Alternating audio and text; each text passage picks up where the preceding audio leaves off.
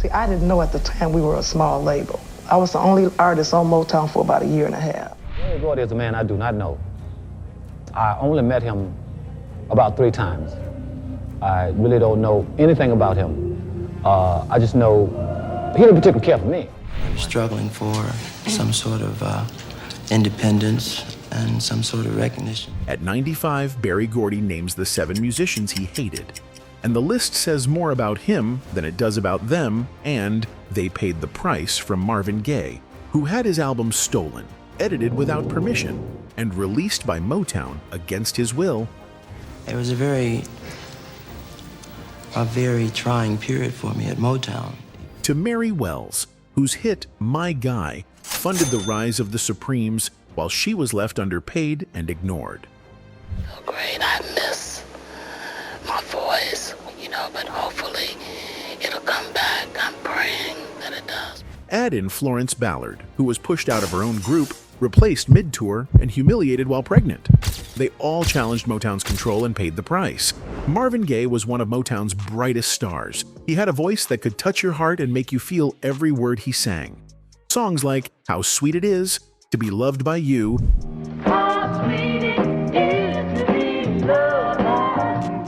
and Mercy, Mercy Me, The Ecology.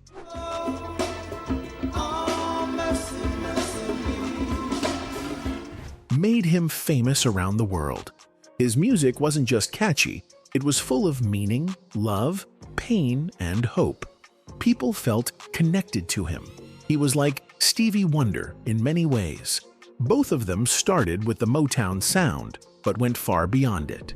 They weren't afraid to grow and try new things. Their music was deeper than just dance hits. It spoke about real issues, love, and life. But while Marvin Gaye was making hits, trouble was growing behind the scenes. By 1980, Marvin Gaye was having a hard time with the people at Motown. He was working on a new album called In Our Lifetime. He wanted it to be something special. He had big plans for it. But then, something shocking happened. One of the people he trusted, his own traveling musician named Frank Blair, took the unfinished master tape of his album without asking. This tape was taken straight to Motown's headquarters in Hollywood. For Marvin, it felt like a betrayal.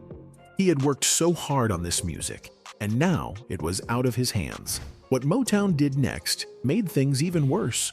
Instead of calling Marvin and asking him to finish the album, they made changes to it on their own. They remixed the songs, changed parts of the music, and didn't even talk to him about it. Then, without his permission, they released the album on January 15, 1981. Marvin was shocked and hurt. He believed Motown had ruined his vision. One thing that really upset him was how they removed the question mark from the album's title. That small change meant a lot to him, and taking it away made the title lose its deeper meaning.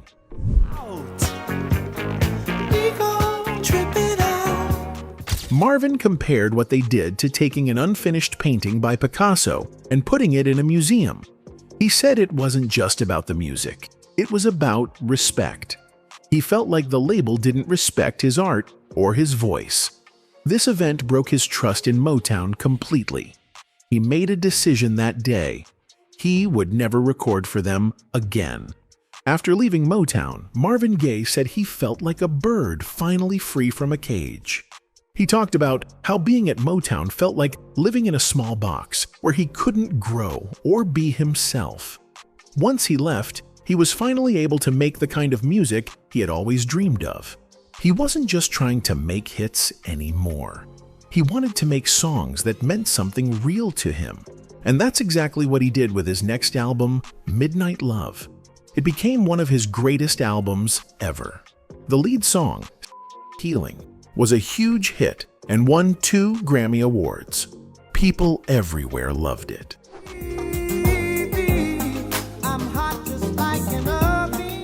For Marvin, it was proof that leaving Motown was the right choice. While Marvin was dealing with his own problems, another important group behind Motown's success was also facing challenges. This group wasn't made of singers, but of songwriters and producers. Their names were Brian Holland, Lamont Dozier, and Eddie Holland. Together, they were known as Holland, Dozier, Holland. These three men helped build the Motown sound in the 1960s. They didn't sing the songs, but they wrote and produced some of the biggest hits for artists like the Supremes, the Four Tops, and Martha and the Vandellas. Their music was full of emotion and had rhythms that made people dance. Some of their most famous songs include Stop, In the Name of Love, In the name of love, Baby Love, baby love, my baby love, I need you. and Reach Out, I'll Be There.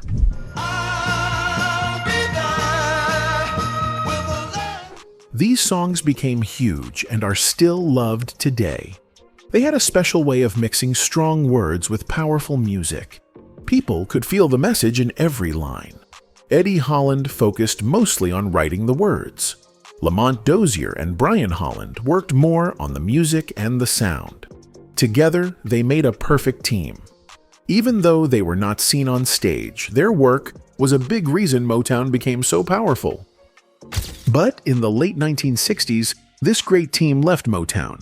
They had a fight with the label about money and control. They felt they weren't getting what they deserved for all the hits they made. So, they left and started their own music labels. Even after leaving, they kept making great music. Years later, their hard work was recognized when they were added to the Rock and Roll Hall of Fame. Their songs continue to bring joy to people, showing just how much their music mattered. The Supremes, however, not everything at Motown was bright and happy. One of Motown's biggest girl groups, the Supremes, also went through a lot of pain behind the scenes. On the outside, they looked like superstars, but inside, they were struggling. In interviews, the group shared that Motown only gave them $100 as allowance. Even back then, that wasn't much money. Later, that amount was cut in half. It was unfair, especially for a group that brought in so much money for the label. And it wasn't just the money. There was also a lot of drama inside the group. A big part of the problem was how Gordy, the head of Motown, treated Diana Ross. At first, the Supremes were a group of equals, but it soon became clear that Gordy had picked Diana as his favorite. In 1967, the group's name was changed to Diana Ross and the Supremes, even though Florence Ballard had helped start the group. People began to believe that Diana was being pushed toward a solo career, and they were right. While Diana was getting more attention, Florence was being ignored. Florence Ballard, 21, not married, still looking for my baby love. Florence was going through a tough time. She became very sad, drank too much, and started gaining weight. It was just horrible for her, and she could not adjust to what was going on. So eventually, yes, she did start drinking. The group wore matching clothes for their shows, so her weight became a problem for the image they wanted to keep. Florence felt left out and turned to Mary Wilson for help. Mary tried to comfort her, but also admitted that Gordy and Diana were planning to replace her, and they already had someone in mind, Cindy Birdsong, who looked a lot like Florence. Cindy Birdsong was there, and they had been her with tapes for a whole year, and I didn't even have any knowledge of it. Gordy didn't want to fire Florence openly. Instead, he hoped she would quit on her own. In June 1967, the group performed at the Flamingo Hotel in Las Vegas under their new name. At first, things seemed fine. But 2 days later, Florence saw something backstage that shocked her. There were extra gowns that belonged to Cindy Birdsong. That's when she realized she was already being replaced. That night, Florence went on stage, angry and drunk. In the middle of the performance, she lifted her dress and showed her stomach. It was her way of fighting back and telling Gordy she wasn't a puppet. Gordy was furious. He sent Florence back to Detroit and kicked her out of the group. Cindy Birdsong took her place the same night. But Florence's troubles didn't end there. She was 7 months pregnant when she went to a party at Gordy's house with Mary Wilson. She heard that Barry's brother, Fuller Gordy, wanted to see her. Everything seemed fine at first, but then Diana Ross walked up behind Florence and pulled her hair. Florence warned Diana not to do that again. Instead of making peace, Diana ran to Berry and said Florence was causing trouble. Berry Gordy got angry and told Florence to leave the party. She didn't want to go and kept talking with Fuller. But Berry came back, more upset than before, and told her to leave or he'd make her leave. Everyone was shocked because she was pregnant. Even Fuller, Berry's brother, was surprised by how cold he was being. By 1971, Florence had had enough. She sued Motown for $8.7 million, saying that Berry Gordy and Diana Ross worked together to push her out of the group. But she lost the case. She had no money, no job, and no support. Her life became very hard. She lived in poverty and struggled every day. Sadly, in 1976, Florence died from a heart attack caused by a blood clot. She was only 32 years old. People often called Florence the troubled one, but Mary Wilson didn't have it easy either. After what happened to Florence, Mary and Diana's friendship fell apart. Mary tried to keep the group going, but it was too late. Berry had already made Diana the star. Anyone who got in the way was pushed aside. It's not easy because to see Diane moving on and to see Florence, her whole, not just her life, I mean her soul. Florence's soul was totally, it was tormented. Even though Mary had a right to feel upset, people began to say she was jealous of Diana. They didn't talk about how Berry and Diana had torn the group apart. The public focused more on Mary's feelings than on the truth of what happened. Mary Wilson had always been brave. When she was just 17, she went to a club in Detroit called 20 Grand and approached Berry Gordy. She had written a song and wanted Jackie Wilson to sing it. Gordy was tired and didn't want to hear it. He told her to sing it herself. Even though she was nervous, Mary sang it for him. Gordy was impressed and told her to come to a recording studio called United Sound Systems. It took 22 tries, but she finally recorded the song Bye Bye Baby. When the song was released, it became a hit. It reached number 8 on the R&B chart and even made it to number 45 on the pop chart. Next is Mary Wells, who became one of the biggest stars at Motown. The girl with a very much imitated vocal style. And here with her first million seller, My Guy, is Miss Mary Wells. Her voice, her charm, and her songs were loved by people everywhere. She was making hit after hit and headlining concerts. Many young girls looked up to her and wanted to be just like her. She was a role model and an inspiration. One of her biggest songs, Two Lovers, was so popular that it pushed the Beatles off the top of the music charts.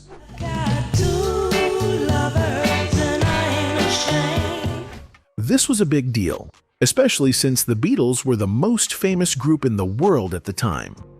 Motown saw a big opportunity in Mary's success. They gave her the nickname The Girl Who Beat the Beatles and sent her on tours around the United States and even to the United Kingdom. People came in large numbers to see her perform. She had everything going for her. If things had continued this way, her name could have been just as big as other Motown stars like Diana Ross or Stevie Wonder. But sadly, things didn't go as planned. Her journey took a different turn, and the fame didn't last as long as it should have. Mary was also unhappy with how her song, My Guy, was being used.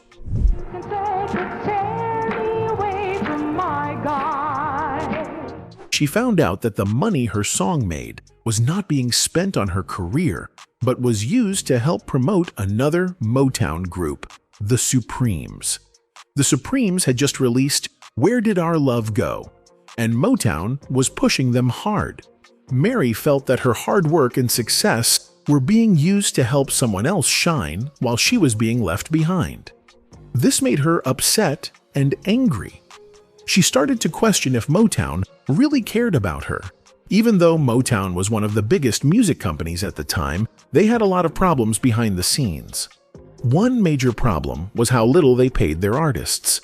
Mary Wells saw how many people loved her music and came to her shows, but her pay didn't match her success. She felt it was unfair. She also noticed that she wasn't being given proper credit for helping Motown become successful. She played a big part in putting the label on the map, but she wasn't treated like someone important. This made her want to leave the label and ask for better pay and recognition. Berry Gordy, the boss of Motown, knew that Mary was special. He didn't want to lose her. He even offered her 50% ownership in the company to get her to stay. That sounds like a good offer, but back then, Motown was still small. The shares were not worth much at the time. If Mary had accepted the deal and waited, she could have been very rich later, but she didn't see the value in it then. She had already made up her mind. She felt disrespected and didn't want to work with them anymore. Because of her decision to leave, there was a legal battle. She couldn't go to the studio for months while they argued over her contract. Mary wanted to get more money for the songs she had already made.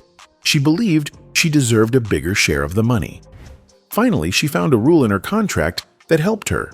She had signed her first deal when she was still a teenager, so she told the court that the contract should be canceled. The court agreed, and she won.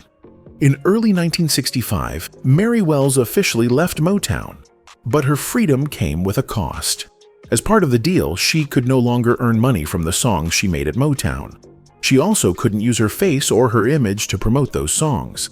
That made it harder for her to keep her name in the spotlight. After the lawsuit, she signed a big contract with 20th Century Fox worth $200,000. It looked like a fresh start, but 20th Century Fox was better at making movies than music. Also, Mary did her best work with Smokey Robinson, and without him, her songs didn't connect the same way. Her music career slowly faded away.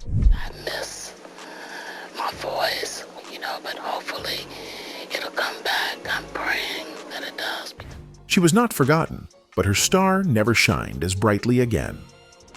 Years later, something similar happened to Jean Terrell.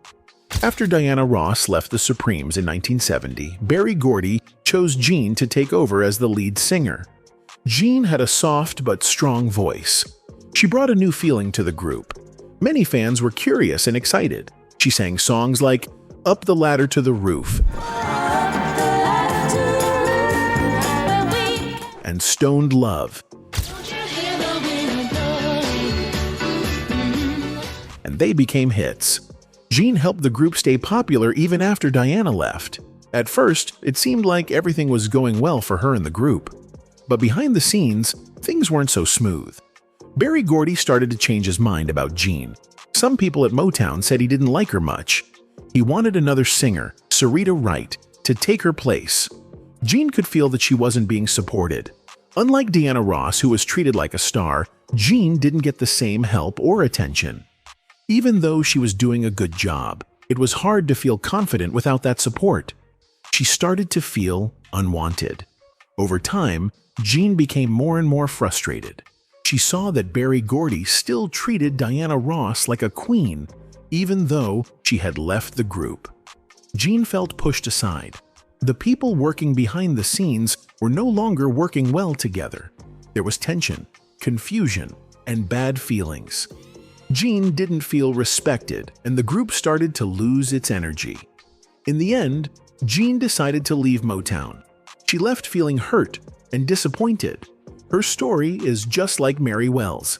It shows that even talented women can be pushed aside if they're not treated fairly or supported properly. Berry Gordy also had problems behind the scenes with Eddie Kendricks, one of the main singers of The Temptations, who felt like he was not being treated fairly.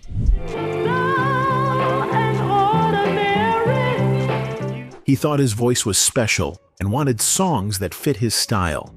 He also wanted more credit for what he brought to the group. But the people in charge of Motown, especially Berry Gordy, had their own plans. They didn't listen to what Eddie wanted. Instead, they made decisions for the whole group without asking the members what they thought. I'm just not the kind of guy that, brown nose. I say what I think I should say. Motown was a very strict place to work. Berry Gordy, the boss, liked to be in control. He didn't just choose the songs, he told singers how to dress, how to speak in interviews, and even how to act on stage. Some artists accepted this and followed the rules, because they didn't want to lose their spot. But Eddie was not like that. He grew up in Alabama, where people were taught to speak up for themselves. Eddie believed in standing his ground.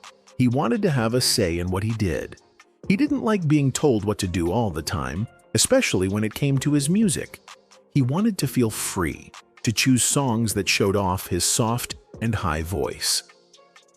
And I'm from Alabama, and he's from Michigan, and maybe people out of Michigan, Alabama, are not supposed to talk back.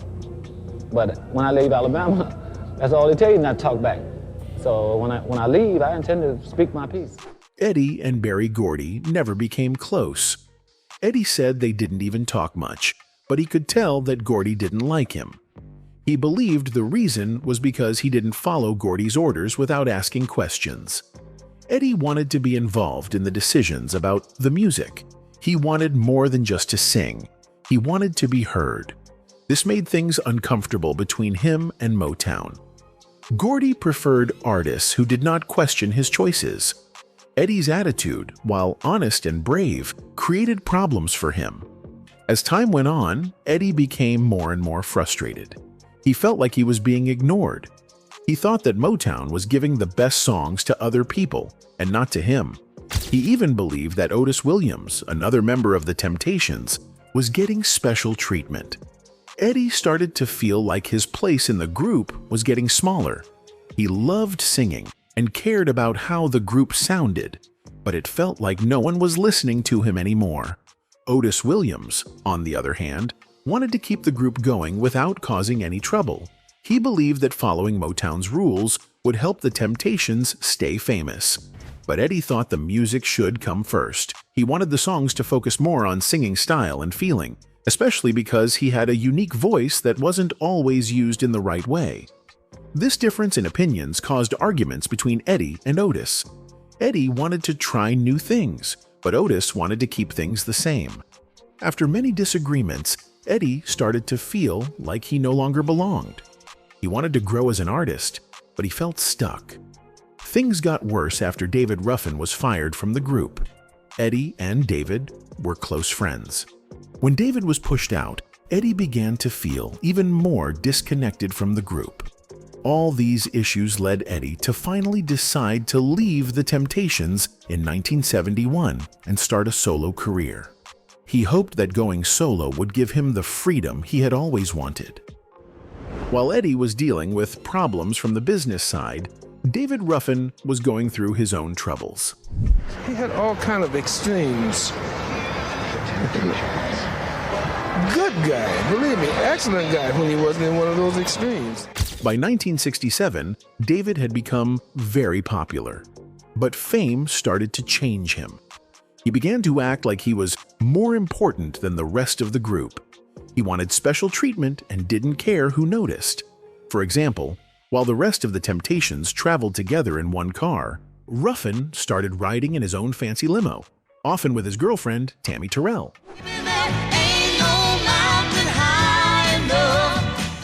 But that wasn't all. When Motown changed the Supremes' name to Diana Ross and the Supremes, and Martha and the Vandellas to Martha Reeves and the Vandellas, Ruffin wanted the same. He thought the group should be renamed David Ruffin and the Temptations. This idea didn't go well with the others. It showed that Ruffin was thinking more about himself than the group. His actions made the group feel disrespected. Things became even worse because of Ruffin's growing use. He started using and it changed his behavior. He became harder to work with. He argued a lot and even clashed with Berry Gordy. One of the biggest problems came when Ruffin asked to see a breakdown of how the group's money was being spent. Motown said yes, but they didn't really show everything. They allowed an outside company to look at the books, but didn't give full access. It was just to make it seem like they were being open. But Ruffin didn't stop pushing. He wanted real answers. His constant demands, combined with his bad behavior, became too much. Things reached a breaking point in June 1968. The final straw came when Ruffin missed a show in Cleveland.